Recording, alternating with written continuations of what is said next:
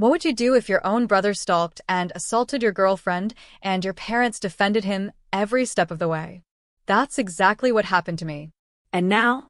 He's sitting in prison for domestic violence. But getting here nearly destroyed everything I loved. The moment Victoria walked into that first family dinner, I knew something was wrong.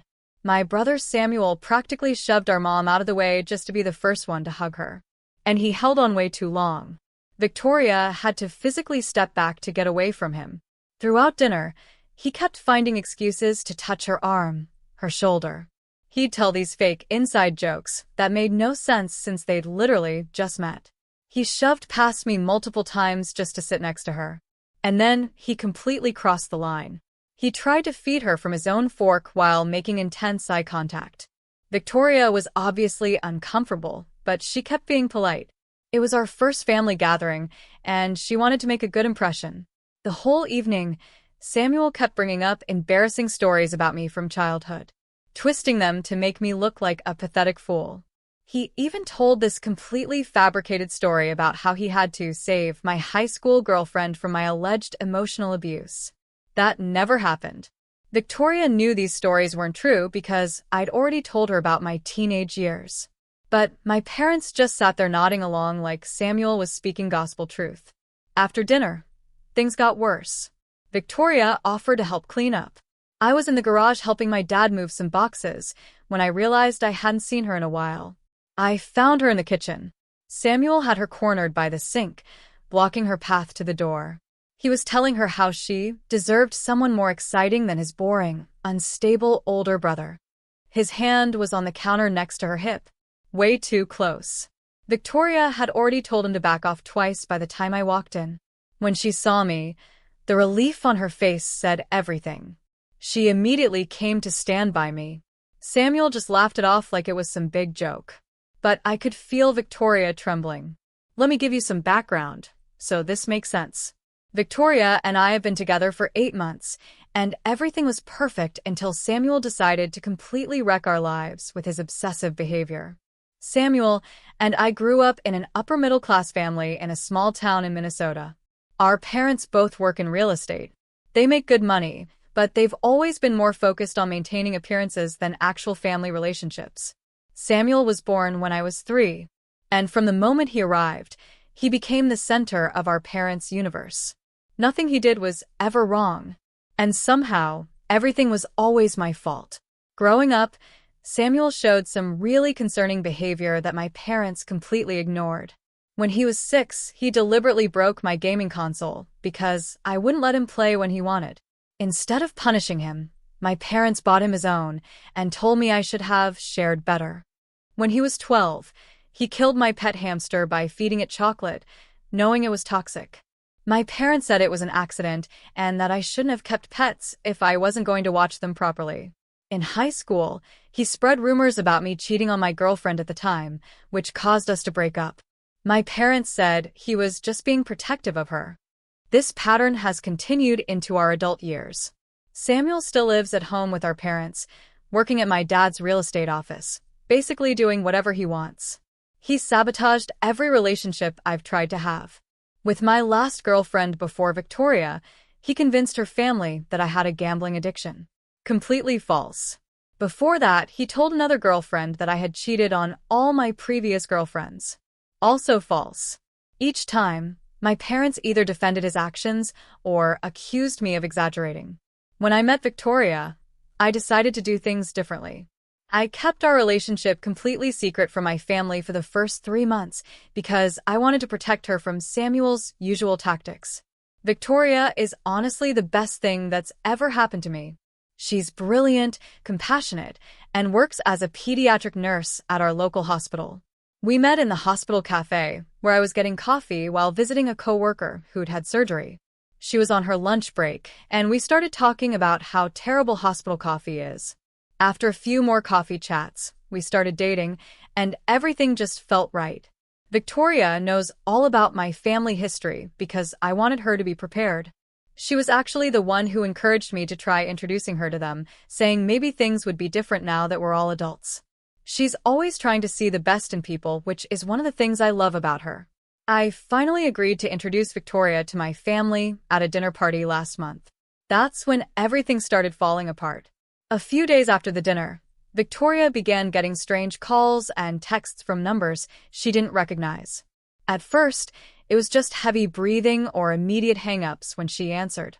Then they started leaving increasingly creepy voicemails, calling her stuck up and frigid for rejecting a better option.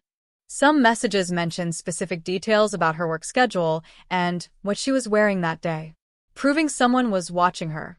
Victoria didn't make the connection at first, but I recognized some of the voices as Samuel's old friends from high school. This group of guys who still hang around with him and basically do whatever he says because my parents give him money to throw around. When Victoria blocked those numbers, they just started calling from new ones. Then Samuel's friends began showing up at the hospital, pretending to be visitors, but just hanging around the pediatric ward where Victoria works.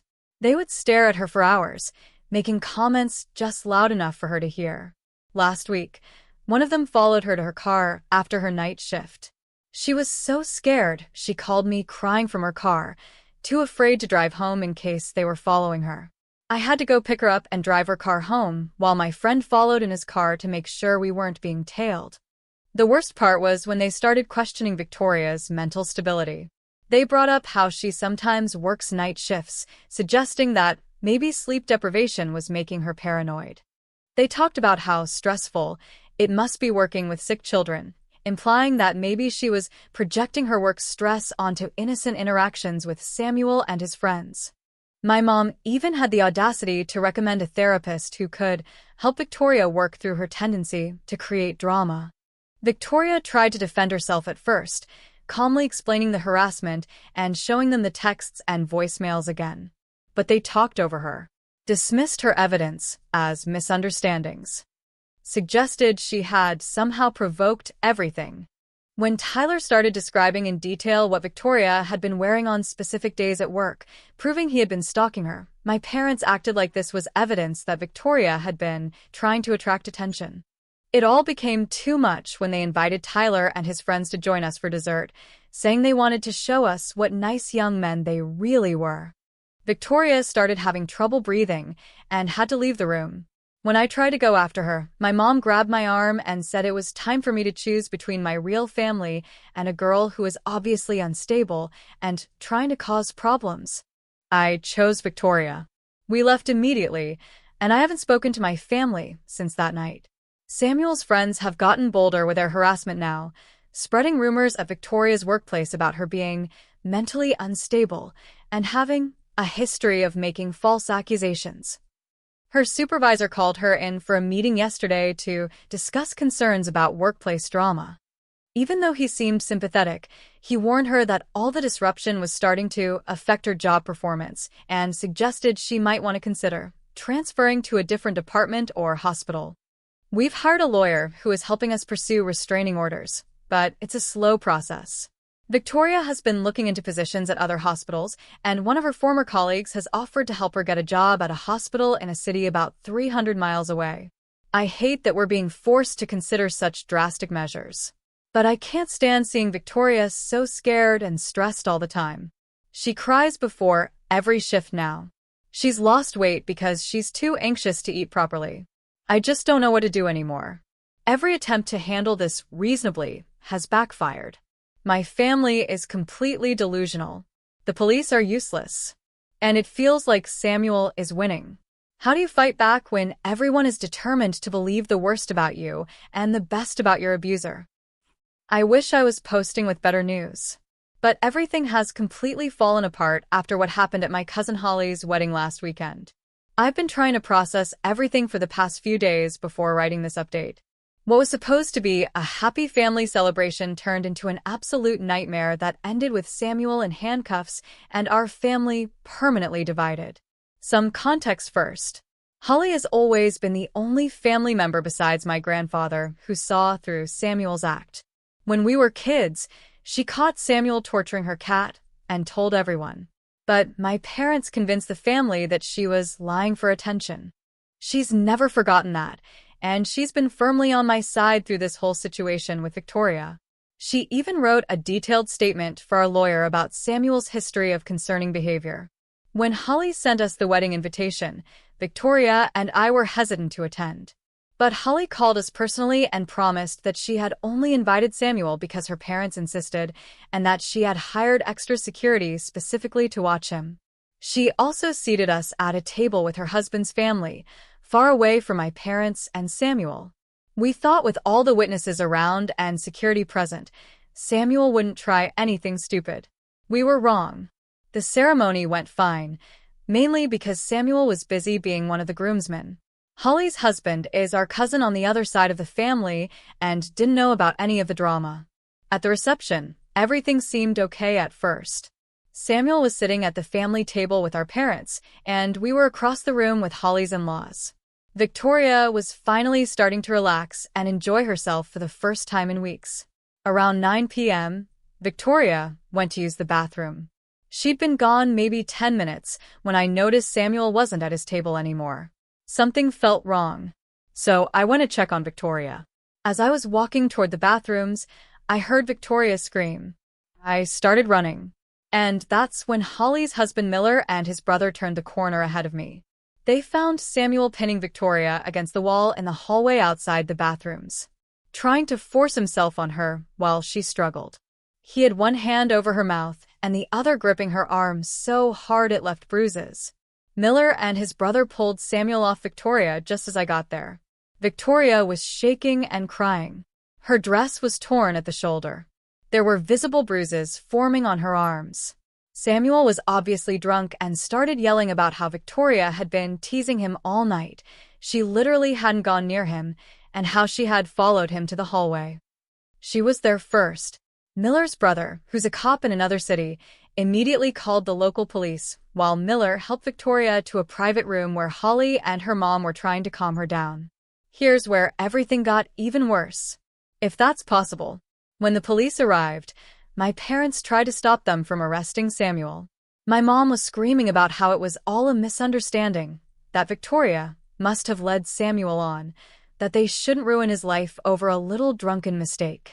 My dad actually tried to physically prevent the officers from handcuffing Samuel, saying they needed to handle this as a family matter. Samuel switched between crying about how Victoria had seduced him and threatening everyone, saying, "None of us understood what he was capable of." He looked completely unhinged. When they were finally putting him in the police car, he started shouting that Victoria was a whore who had been asking for it since the first time they met. Several guests recorded the whole meltdown on their phones. The aftermath has been brutal.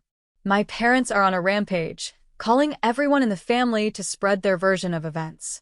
According to them, Victoria lured Samuel to a secluded area, made advances on him, then screamed assault when he rejected her.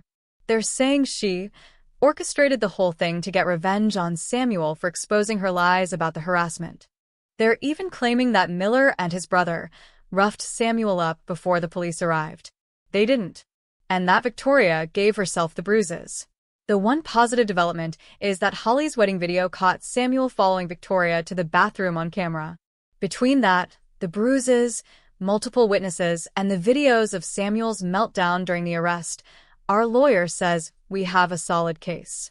Several relatives who were at the wedding have come forward with statements about Samuel's behavior throughout the night, including him making crude comments about Victoria and following her around the reception.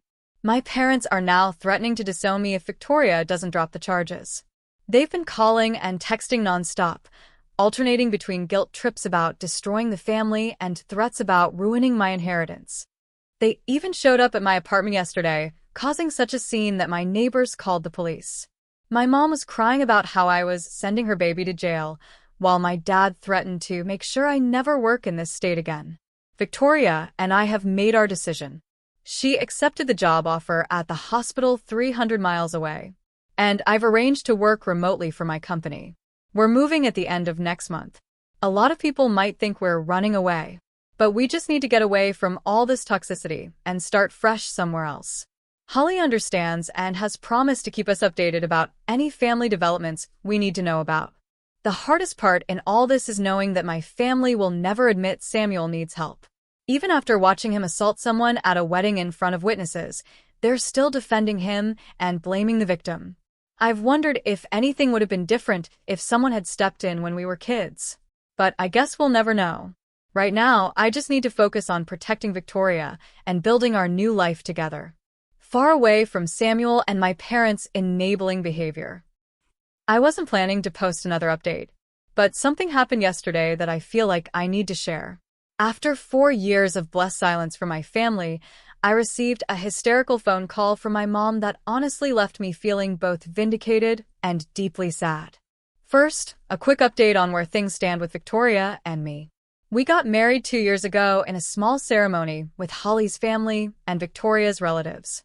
We bought a house in our new city, and Victoria is now the head pediatric nurse at her hospital. I'm still working remotely for the same company, but got promoted to senior developer last year. We're expecting our first child, a little girl, in 3 months. Life has been peaceful and happy, which makes what I'm about to share even more disturbing. Yesterday afternoon, I was in a meeting when my phone started blowing up with calls from my mom.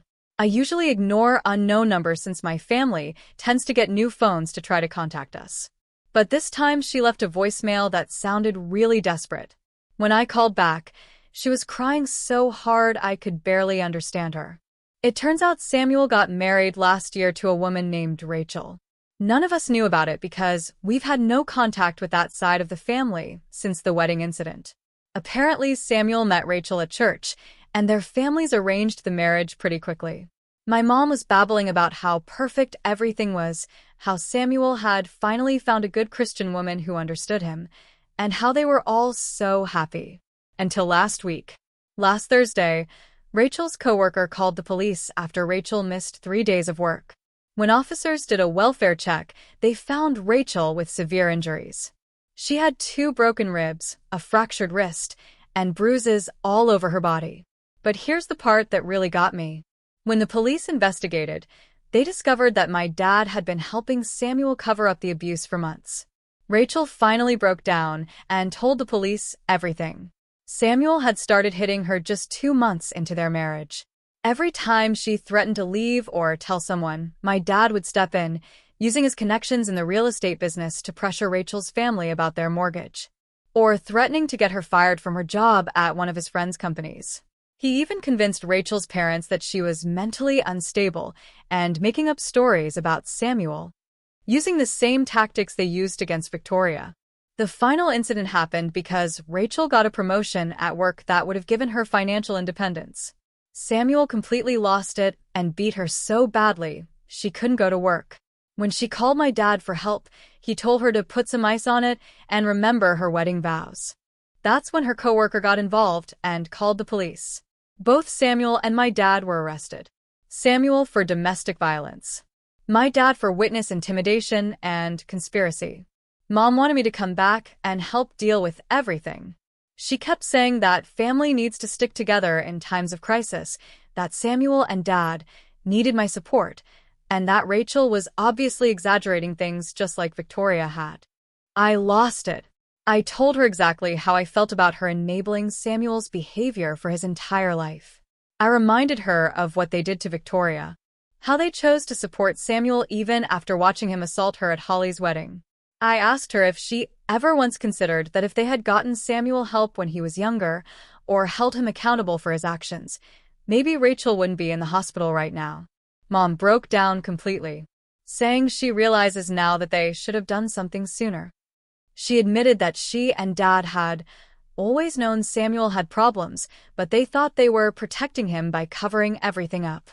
Too little, too late. I hung up and blocked her new number. Holly called me later to fill in some details she had heard from family.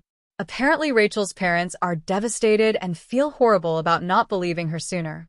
They're fully supporting her pressing charges against both Samuel and my dad. The police are also investigating other potential victims, as several of Samuel's ex-girlfriends have come forward with similar stories of abuse and stalking. Victoria suggested we reach out to Rachel through Holly to offer support if she needs it, which we probably will. Victoria pointed out that she was lucky to have support when she dealt with Samuel, and Rachel might need someone who understands what she's going through. Some people might think I'm being cold toward my parents. But I've learned that enabling toxic behavior only leads to more victims. My family had countless chances to change and chose not to. Now they can deal with the consequences of their choices without my help. My job is to protect my own family now. My wife, our unborn daughter, and the peaceful life we've built far away from their toxicity. A lot of people have been messaging me asking for an update about the situation with Samuel, my dad, and Rachel. So here's what's happened in the last 6 months. First, the good news from my side. Victoria and I welcomed our daughter Emma 3 months ago. She's perfectly healthy and absolutely beautiful. Being parents has been amazing, and it's made us even more certain that cutting contact with my toxic family was the right choice. Holly and her husband came to visit last month to meet Emma, and watching them with her just reinforced what real family love looks like. Now for the updates about Samuel and my dad's case. Holly has been keeping us informed since she's still in contact with extended family. Samuel took a plea deal last month. He's getting 8 years in prison for aggravated domestic violence, with a possibility of parole after 5 years. My dad's case is still ongoing, but his lawyers are apparently trying to negotiate a deal too. His real estate license has been suspended pending the investigation, and most of his business partners have cut ties with him. The most surprising development has been my mom. After our last phone call, she finally started therapy. According to Holly, she's moved out of the family home and filed for divorce from my dad. Last week, she sent me a 12-page letter apologizing for everything, enabling Samuel's behavior throughout his life, not protecting me when we were kids, and especially for how they treated Victoria. She acknowledged that she and Dad essentially created the monster Samuel became by never holding him accountable. I haven't responded to the letter yet. Part of me appreciates that she's finally facing reality. But it's too little, too late. Where was this insight when Samuel was torturing animals as a kid? Or when he was stalking Victoria? Or when they watched him assault her at Holly's wedding? Victoria and I are discussing whether we might eventually let her have a supervised relationship with Emma. But that's years away, if it happens at all. Rachel has been in contact with us through Holly. She's doing better. She's living with her sister in another state and going through intensive therapy. She's filed for divorce and is cooperating fully with the prosecutors. According to Holly, several other women have come forward about Samuel abusing them in the past, including 2 from his church. The police are investigating these cases too. Rachel's parents have been incredibly supportive since the truth came out. They've publicly apologized to her for not believing her sooner and have cut all ties with my parents. They're even working with domestic violence organizations now to help other families recognize the signs of abuse and manipulation. The extended family has basically split into 2 camps. Most younger relatives and cousins have sided with us and Rachel, while the older generation is still making excuses for Samuel and my dad.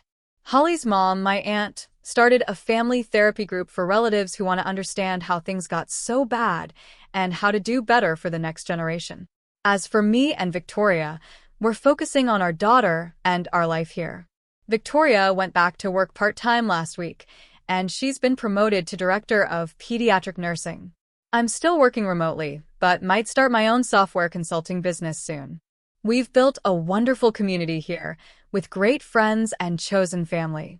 Sometimes I think about reaching out to my mom or responding to her letter. But then I look at Emma and think about how my parents would have expected me to let Samuel around her if we were still in contact, claiming he deserved another chance. That thought alone confirms we made the right choice in staying away. The cycle of abuse and enabling in my family ends with my generation. Emma will grow up surrounded by healthy relationships and people who respect boundaries. Sometimes cutting off toxic family is the best thing you can do for your kids, even if it hurts. So let me ask you honestly, have you ever had to cut off family to protect yourself or someone you love? What would you have done if you were in my position? Tell me in the comments. I really want to know.